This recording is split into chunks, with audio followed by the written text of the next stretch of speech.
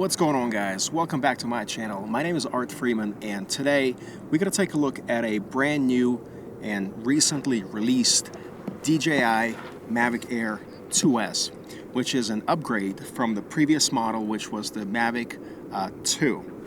Off the bat, the thing that excites me the most about this drone is that, number one, it is super portable, which is a huge deal when you are traveling for work, when you're flying to different states, different cities, and you got to pack it compactly into your luggage or take it on with you as a carry-on. So the form factor is definitely one of the biggest sellers of this product.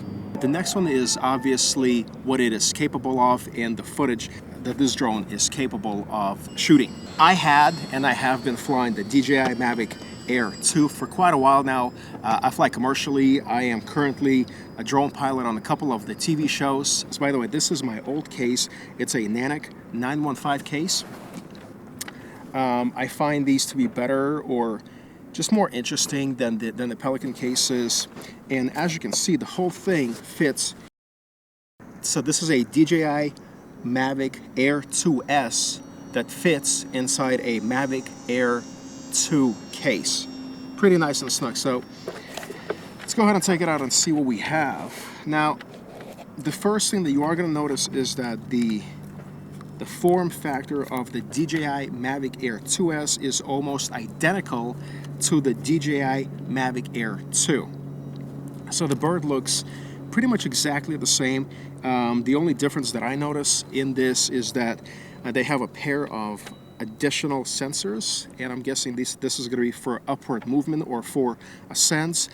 As far as I can tell, the battery that the DJI Mavic Air 2S is using is exactly the same one as the Mavic Air 2 was using. I think it's the same capacity, and as far as I can tell, it is exactly the same form factor, which is awesome. So if you have the Mavic Air 2, you are able to, from what I understand, recycle the batteries from the old one and use them in this one. Now, let's see what the package includes when you are buying or when you are getting your hands on the DJI Mavic Air 2S Fly More combo. So you get a drone itself, obviously. You get a set of props.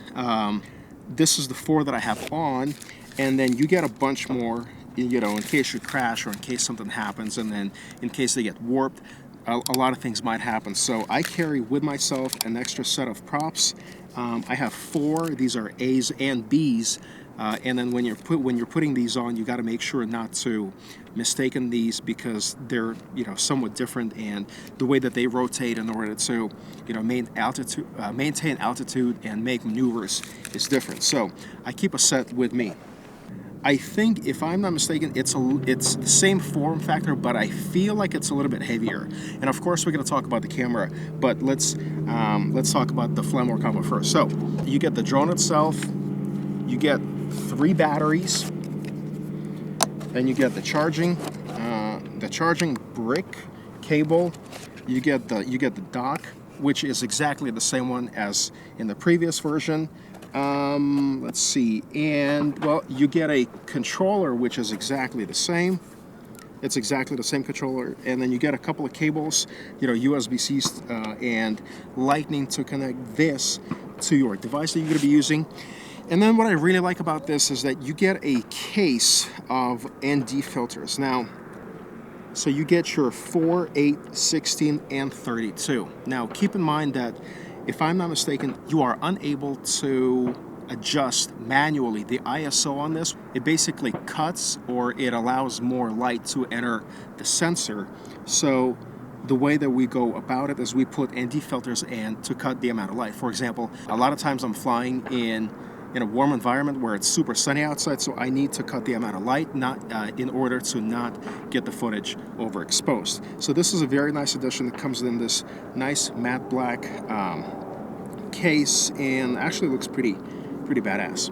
So that's about it. And like I said, if you're considering getting your hands on this and upgrading your setup, I would highly recommend the Nanik 915 cases. I use this for travel. Now, with this setup, you do get kind of like a carrying pouch, but I find that it's not very, you know, user-friendly. And if you are going to be flying on and off, you know, continuously, and especially if you're going to be doing this commercially, you do want to have a travel case. So obviously the biggest upgrade from the previous model is the 1-inch sensor, which is twice the resolution of the previous sensor, and they have taken up the bit depth, the video bit depth from 8-bit to 10-bit, which basically gives you better dynamic range and more control in post-production.